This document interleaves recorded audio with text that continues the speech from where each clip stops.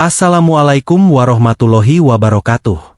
Pagi yang tenang di Semarang berubah menjadi gempar ketika sebuah klinik kecil tiba-tiba dikelilingi garis polisi. Di gudang belakang bangunan sederhana itu, petugas menemukan sesuatu yang membuat semua orang merinding. 27 tengkorak manusia tersusun rapi di dalam kotak-kotak plastik. Tidak ada yang tahu sejak kapan mereka ada di sana, dan siapa para korbannya. Tapi satu hal jelas, rahasia gelap tersembunyi di balik klinik itu. Apa sebenarnya yang terjadi di sana? Sholawat dan salam semoga tercurah kepada Nabi Muhammad SAW. Sebelum menyimak kisah ini, mari kita bersholawat sejenak. Semoga hati kita diberi ketenangan dan hidayah oleh Allah. Pagi itu, kota Semarang belum benar-benar ramai. Matahari baru saja naik di balik atap-atap rumah, sementara para pedagang mulai membuka lapak mereka di pinggir jalan. Namun ketenangan pagi itu tiba-tiba berubah ketika sebuah berita mengejutkan muncul di ponsel banyak orang. Pesan berantai menyebar dengan cepat melalui grup WhatsApp warga. Isinya singkat, tapi membuat bulu kuduk merinding. Ditemukan puluhan tengkorak manusia di gudang klinik kesehatan. Banyak orang mengira itu hanya rumor atau cerita sensasional di internet. Tetapi tak lama kemudian, beberapa media lokal mulai memberitakannya. Polisi benar-benar menemukan 27 tengkorak manusia di sebuah gudang belakang klinik kecil di kota itu. Dalam waktu singkat, berita tersebut menyebar ke seluruh penjuru kota, membuat warga terkejut, takut, dan penuh tanda tanya. Beberapa jam setelah kabar itu muncul, suasana di sekitar klinik berubah drastis. Gang kecil yang biasanya sepi kini dipenuhi orang. Polisi memasang garis kuning di depan bangunan sederhana bertuliskan, Klinik Sehat Harapan. Mobil polisi dan kendaraan forensik parkir berjejer di sepanjang jalan sempit. Wartawan datang membawa kamera, mencoba mengabadikan setiap momen. Warga sekitar berdiri berkerumun di balik garis polisi. Mereka saling berbisik, menebak-nebak apa yang sebenarnya terjadi. Ada yang terlihat ketakutan, ada yang penasaran, dan ada pula yang masih tidak percaya. Selama ini klinik itu dikenal sebagai tempat berobat murah bagi warga sekitar. Banyak orang pernah datang ke sana untuk memeriksakan diri atau membeli obat. Tidak ada yang pernah membayangkan bahwa di belakang bangunan sederhana itu tersimpan sesuatu yang begitu mengerikan. Klinik Sehat Harapan sebenarnya bukan tempat yang mencolok. Bangunannya kecil, cat temboknya mulai pudar, dan papan namanya sudah terlihat tua. Namun bagi warga sekitar, klinik itu cukup dikenal. Klinik itu sering membuka pelayanan hingga malam hari dan terkadang menerima pasien yang tidak mampu membayar. Bahkan beberapa warga mengatakan bahwa klinik itu sering membantu orang-orang terlantar yang sakit di jalan. Karena itulah, banyak orang merasa bingung ketika mendengar kabar tentang tengkorak manusia di gudang belakangnya. Seorang ibu yang tinggal 2 rumah dari klinik bahkan berkata kepada wartawan, "Saya sering lewat situ. Kadang lihat orang-orang yang kelihatannya seperti orang gila duduk di depan klinik. Tapi saya pikir mereka cuma mau berobat." Warga lain mengangguk setuju.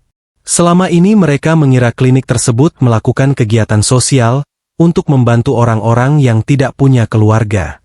Penemuan mengerikan itu sebenarnya terjadi secara tidak sengaja. Pagi sebelumnya, seorang petugas kebersihan baru bernama Rudy sedang menjalankan tugasnya seperti biasa. Ia baru bekerja di klinik itu selama 2 minggu, jadi masih belum terlalu mengenal seluruh bagian bangunan. Saat menyapu halaman belakang, ia mencium bau aneh yang datang dari sebuah gudang kecil yang pintunya selalu tertutup. Bau itu tidak terlalu kuat, tapi cukup membuatnya penasaran. Rudy awalnya mengira mungkin ada tikus mati atau sampah lama yang belum dibuang. Karena merasa bertanggung jawab atas kebersihan tempat itu, ia memutuskan untuk memeriksa gudang tersebut. Dengan ragu-ragu, ia mendekati pintu kayu tua yang terlihat jarang dibuka. Engselnya berderit ketika didorong perlahan. Di dalam gudang itu gelap dan berdebu, hanya sedikit cahaya yang masuk melalui celah jendela kecil di dinding. Saat matanya mulai terbiasa dengan kegelapan, Rudy melihat beberapa kotak plastik besar tersusun di rak kayu. Di atas kotak-kotak itu terdapat kain putih yang tampak sengaja menutupi sesuatu. Awalnya ia tidak terlalu curiga. Ia bahkan sempat berpikir mungkin itu hanya peralatan medis lama yang disimpan. Namun ketika ia mendekat dan menarik salah satu kain penutup, jantungnya langsung berdegup kencang. Di dalam kotak itu terdapat sebuah tengkorak manusia yang sudah bersih, seolah-olah telah dicuci dengan hati-hati. Mata kosong tengkorak itu seperti menatap lurus ke arahnya. Tangan Rudy mulai gemetar. Ia mundur beberapa langkah, napasnya terasa berat. Tetapi rasa takut membuatnya kembali membuka kotak lain. Di dalamnya ada tengkorak lagi. Lalu ia melihat kotak ketiga, keempat, dan seterusnya. Semuanya berisi tengkorak manusia. Rudy tidak sanggup menahan rasa paniknya. Ia berlari keluar gudang sambil berteriak keras, membuat para staf klinik dan warga sekitar berhamburan datang. Tak lama kemudian, polisi dipanggil. Dan sejak saat itulah rahasia mengerikan di balik klinik kecil itu mulai terungkap. Tidak lama setelah teriakan Rudy terdengar, suasana di sekitar klinik berubah menjadi kacau. Beberapa staf klinik yang sedang bekerja langsung berlari ke halaman belakang untuk melihat apa yang terjadi. Wajah Rudy pucat seperti orang yang baru saja melihat sesuatu yang sangat mengerikan. Tangannya masih gemetar ketika mencoba menjelaskan apa yang ia temukan di dalam gudang. Awalnya, beberapa orang mengira Rudy hanya panik karena melihat sesuatu yang biasa, mungkin tulang manusia untuk keperluan pendidikan medis. Namun ketika dua orang staf memberanikan diri masuk ke dalam gudang untuk memeriksa, mereka langsung keluar dengan wajah yang sama pucatnya. Salah satu dari mereka bahkan hampir muntah. Mereka tidak mengatakan apa-apa, hanya mengangguk pelan ketika seseorang bertanya apakah yang dilihat Rudy benar. Dalam waktu singkat, kabar itu menyebar ke seluruh klinik. Seseorang akhirnya mengambil keputusan untuk menghubungi polisi. Tidak ada yang berani menyentuh apapun di dalam gudang itu lagi. Sekitar 20 menit kemudian, dua mobil polisi tiba di depan klinik. Para petugas turun dengan cepat, membawa peralatan dan langsung menuju halaman belakang. Mereka meminta semua orang menjauh dari gudang agar tempat itu tidak tercemar oleh jejak tambahan. Rudy diminta menjelaskan kembali apa yang ia lihat.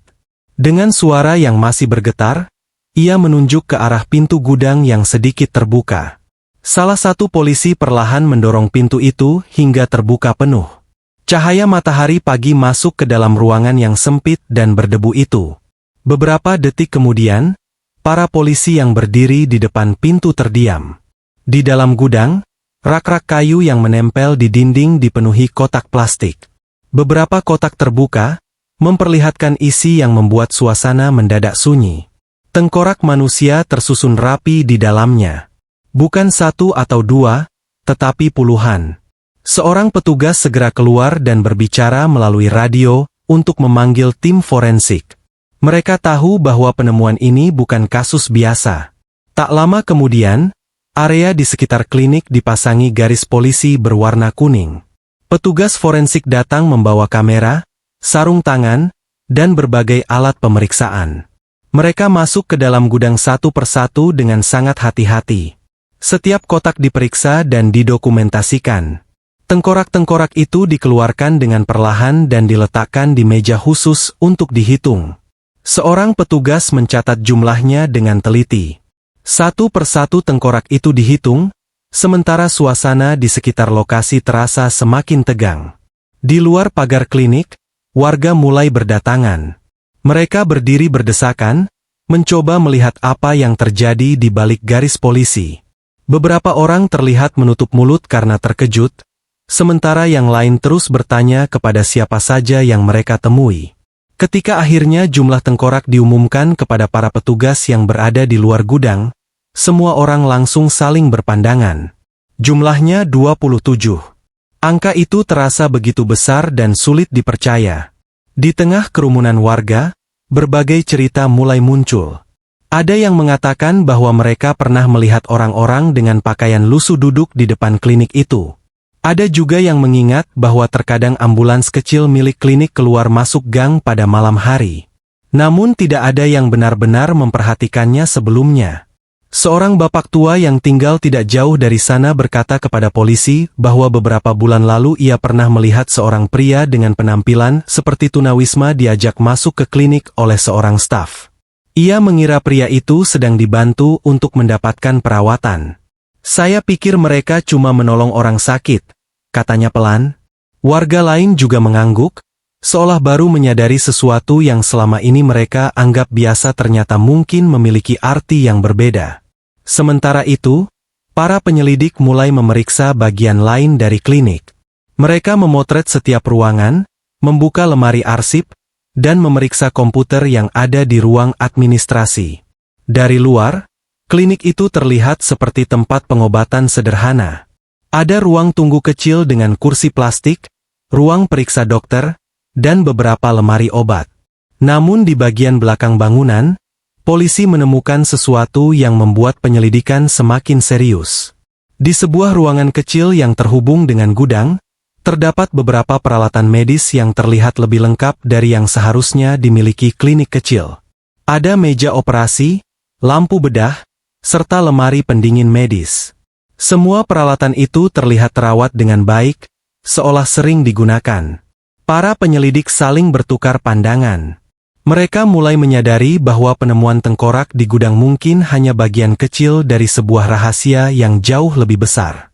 Rahasia yang selama ini tersembunyi di balik dinding klinik sederhana itu. Setelah seluruh area klinik diamankan, para penyelidik mulai mencari tahu siapa sebenarnya orang yang paling bertanggung jawab atas tempat itu. Nama yang paling sering disebut oleh para staf dan warga sekitar adalah Dr. Arman Prasetyo. Ia adalah pemilik sekaligus dokter utama di Klinik Sehat Harapan.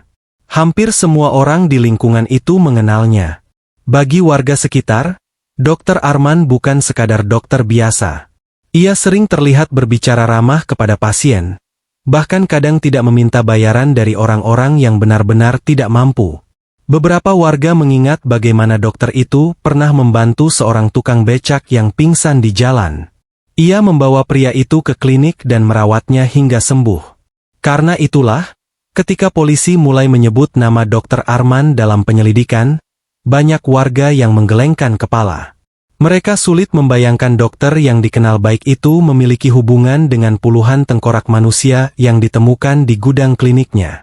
Siang itu, Dr. Arman akhirnya datang ke klinik setelah mendapat kabar bahwa tempat kerjanya dipenuhi polisi. Ia turun dari mobilnya dengan wajah tenang, meskipun matanya terlihat sedikit lelah. Beberapa wartawan langsung mendekat dan menanyakan berbagai pertanyaan. Namun ia hanya mengangkat tangan dengan sopan dan mengatakan bahwa ia belum mengetahui apa yang sebenarnya terjadi. Polisi kemudian mengajaknya masuk ke dalam klinik untuk dimintai keterangan. Di dalam ruangan pemeriksaan, Dr. Arman duduk berhadapan dengan dua orang penyidik. Mereka menjelaskan secara singkat tentang penemuan tengkorak di gudang belakang. Selama penjelasan itu berlangsung, Dr. Arman tampak mendengarkan dengan serius. Ia tidak terlihat panik atau terkejut seperti yang dibayangkan banyak orang. Ia hanya sesekali mengangguk pelan. Sikapnya yang begitu tenang justru membuat para penyidik semakin berhati-hati dalam mengajukan pertanyaan. Para penyidik mulai menanyakan tentang gudang tersebut. Dr. Arman menjelaskan bahwa gudang itu memang jarang dibuka karena hanya digunakan untuk menyimpan barang-barang lama. Ia juga mengatakan bahwa tidak semua staf klinik memiliki akses ke sana.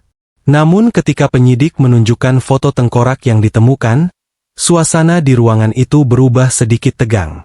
Dr. Arman memandang foto itu cukup lama sebelum akhirnya menarik napas dalam-dalam. Ia mengatakan bahwa dirinya juga tidak tahu bagaimana benda-benda itu bisa berada di sana. Jawaban itu terdengar aneh bagi para penyidik, karena sebagai pemilik klinik seharusnya ia mengetahui setiap bagian dari bangunannya. Sementara itu, di luar klinik, wartawan terus menunggu perkembangan terbaru. Mereka melaporkan setiap informasi yang keluar dari lokasi kejadian. Berita tentang tengkorak manusia di gudang klinik kini tidak hanya dibicarakan di Semarang, tetapi juga mulai menarik perhatian masyarakat dari kota-kota lain. Penyelidikan kemudian berlanjut ke dokumen-dokumen yang ada di dalam klinik. Tim polisi memeriksa komputer administrasi, dan menemukan beberapa catatan pasien yang tidak biasa.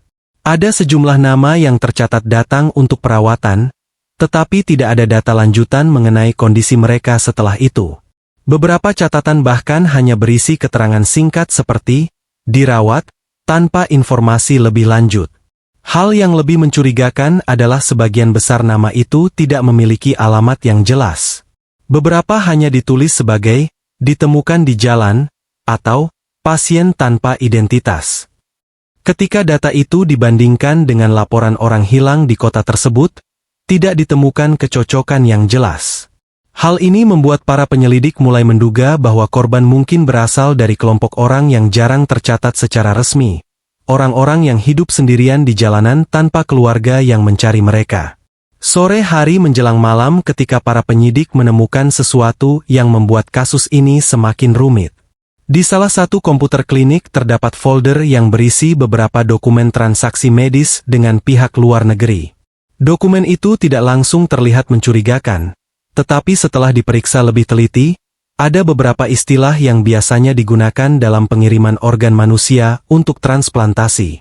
Beberapa transaksi tercatat dalam jumlah uang yang cukup besar, jumlah yang tidak masuk akal untuk ukuran klinik kecil seperti Klinik Sehat Harapan. Para penyidik saling berpandangan ketika membaca dokumen-dokumen tersebut. Jika dugaan mereka benar, maka kasus ini mungkin bukan hanya tentang tengkorak yang disimpan di gudang. Bisa jadi ada sesuatu yang jauh lebih besar dan lebih gelap di balik semua ini. Dan nama yang kembali muncul di setiap dokumen itu hanya satu, Dr. Arman Prasetyo. Keesokan harinya, berita tentang kasus ini benar-benar meledak di seluruh negeri. Televisi menayangkan laporan langsung dari depan Klinik Sehat Harapan, sementara media sosial dipenuhi berbagai komentar dan spekulasi. Banyak orang masih tidak percaya bahwa kasus mengerikan seperti ini bisa terjadi di sebuah klinik kecil di tengah kota. Nama Dr. Arman Prasetyo menjadi topik utama di setiap pemberitaan. Beberapa orang yang pernah menjadi pasiennya muncul di televisi dan mengatakan bahwa dokter itu selalu bersikap baik dan profesional. Dia dokter yang ramah. Saya tidak pernah melihat dia melakukan hal aneh, kata seorang ibu yang pernah berobat di sana. Namun di sisi lain, penemuan dokumen transaksi dan puluhan tengkorak di gudang klinik membuat publik mulai mempertanyakan siapa sebenarnya sosok dokter tersebut. Banyak orang mulai bertanya-tanya apakah kebaikan yang selama ini mereka lihat hanyalah sebuah topeng. Sementara itu, di kantor polisi, pemeriksaan terhadap Dr. Arman semakin intensif. Para penyidik mulai menunjukkan berbagai bukti yang mereka temukan di klinik. Foto tengkorak, dokumen transaksi, dan catatan pasien yang mencurigakan diletakkan di atas meja interogasi. Awalnya Dr. Arman masih mencoba menjawab dengan tenang. Ia mengatakan bahwa mungkin ada kesalahan atau sesuatu yang tidak ia ketahui.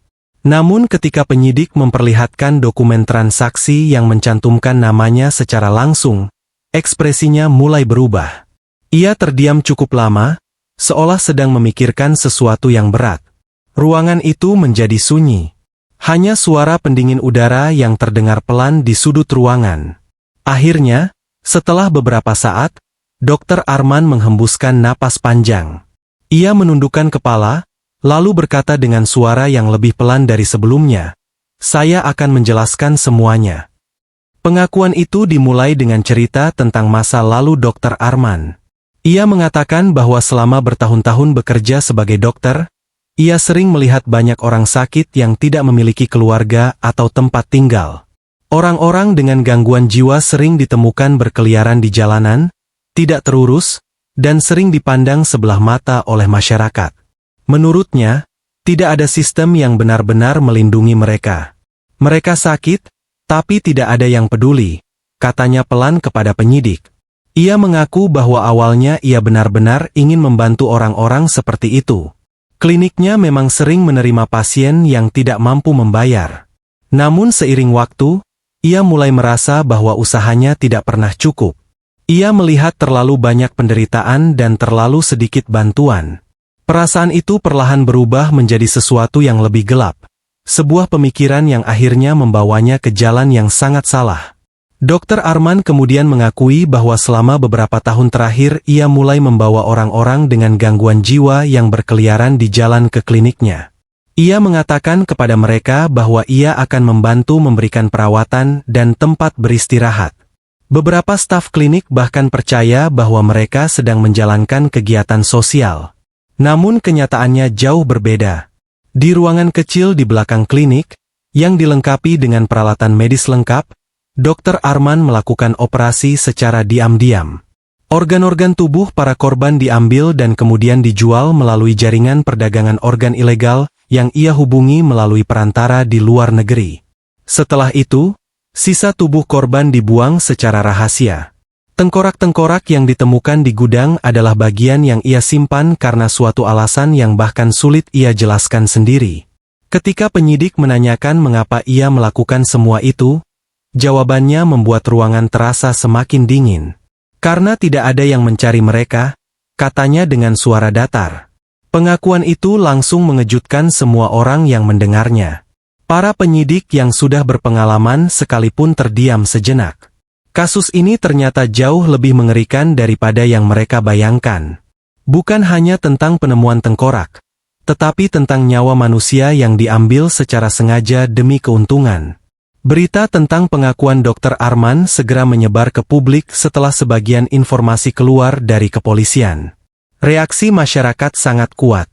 Banyak orang merasa marah dan menuntut hukuman seberat mungkin bagi dokter tersebut. Namun di tengah kemarahan itu, muncul juga rasa sedih yang mendalam. Banyak yang mulai menyadari bahwa para korban kemungkinan adalah orang-orang yang selama ini hidup di pinggir masyarakat. Orang yang jarang diperhatikan, jarang dicari, dan sering dianggap tidak ada. Kasus ini bukan hanya membuka kejahatan seorang dokter, tetapi juga membuka mata banyak orang tentang bagaimana mudahnya seseorang bisa menghilang tanpa ada yang menyadarinya. Setelah pengakuan Dokter Arman tersebar, reaksi masyarakat semakin kuat. Banyak orang datang ke depan kantor polisi membawa spanduk dan menuntut keadilan bagi para korban. Beberapa organisasi sosial yang selama ini membantu orang terlantar juga ikut angkat suara. Mereka mengatakan bahwa kasus ini menunjukkan betapa rentannya orang-orang yang hidup tanpa keluarga dan tanpa perlindungan. Di televisi dan media sosial, diskusi tentang kasus ini berlangsung tanpa henti. Ada yang marah, ada yang sedih, dan ada pula yang merasa sangat kecewa karena pelaku adalah seorang dokter, profesi yang seharusnya menyelamatkan nyawa manusia. Di sisi lain, pihak kepolisian terus bekerja mengumpulkan bukti tambahan. Mereka ingin memastikan bahwa semua orang yang terlibat dalam jaringan perdagangan organ ini dapat ditemukan dan diproses secara hukum. Penyelidikan kemudian berkembang jauh lebih luas dari yang diperkirakan sebelumnya. Polisi tidak hanya memeriksa klinik dan dokumen milik Dokter Arman, tetapi juga menelusuri aliran uang yang tercatat dalam transaksi mencurigakan. Dari data perbankan yang ditemukan, terlihat bahwa sejumlah uang dalam jumlah besar pernah dikirim dari luar negeri ke beberapa rekening yang berkaitan dengan klinik tersebut. Hal ini menunjukkan bahwa kemungkinan besar ada jaringan perdagangan organ yang lebih besar di balik tindakan Dokter Arman. Untuk itu, polisi bekerja sama dengan berbagai pihak, termasuk unit kejahatan internasional. Mereka mencoba melacak siapa saja yang menerima organ tersebut, dan siapa perantara yang menghubungkan Dokter Arman dengan para pembeli. Proses ini tidak mudah, karena banyak transaksi dilakukan melalui jalur yang rumit dan melibatkan orang-orang di berbagai negara. Sementara penyelidikan berlangsung, tim forensik juga menghadapi tugas yang sangat sulit, mencoba mengidentifikasi para korban. 27 tengkorak manusia yang ditemukan di gudang klinik dibawa ke laboratorium untuk diperiksa lebih lanjut. Para ahli mencoba mencari petunjuk melalui struktur tulang, gigi, dan sisa jaringan yang masih ada. Namun proses ini tidak mudah karena sebagian besar korban kemungkinan tidak memiliki catatan identitas yang jelas. Banyak dari mereka diduga adalah orang-orang yang hidup di jalanan tanpa dokumen resmi. Meski begitu, tim forensik tetap berusaha keras. Mereka berharap setidaknya bisa menemukan petunjuk kecil yang dapat membantu mengetahui siapa para korban tersebut. Setiap tengkorak diperlakukan dengan sangat hati-hati, seolah-olah mereka masih memiliki suara yang ingin didengar. Beberapa bulan kemudian, kasus ini akhirnya sampai ke pengadilan. Ruang sidang dipenuhi wartawan dan masyarakat yang ingin melihat langsung proses hukum terhadap Dr. Arman. Dalam persidangan, jaksa memaparkan seluruh bukti yang telah dikumpulkan, penemuan tengkorak di gudang klinik, dokumen transaksi organ, serta pengakuan yang telah diberikan oleh terdakwa. Dr. Arman duduk di kursi terdakwa dengan wajah yang sulit dibaca. Ia tidak lagi terlihat seperti dokter ramah yang dulu dikenal warga. Setelah melalui serangkaian persidangan yang panjang dan penuh kesaksian dari berbagai pihak, hakim akhirnya menjatuhkan keputusan. Dr. Arman dinyatakan bersalah atas kejahatan yang sangat serius terhadap kemanusiaan. Ia dijatuhi hukuman penjara seumur hidup. Putusan itu disambut dengan campuran perasaan lega dan duka oleh banyak orang. Beberapa waktu setelah kasus itu selesai, bangunan klinik Sehat Harapan akhirnya ditutup secara permanen. Gudang tempat ditemukannya tengkorak kini telah dikosongkan dan disegel. Sementara itu, pihak pemerintah kota bersama organisasi sosial mengadakan pemakaman layak bagi para korban yang tidak diketahui identitasnya. 27 tengkorak itu dimakamkan di sebuah pemakaman umum dengan upacara sederhana namun penuh penghormatan. Banyak warga datang untuk memberikan doa, meskipun mereka tidak pernah mengenal para korban semasa hidupnya. Peristiwa ini meninggalkan pelajaran mendalam bagi masyarakat. Mereka menyadari bahwa setiap manusia, siapapun dia, berhak mendapatkan perhatian dan perlindungan.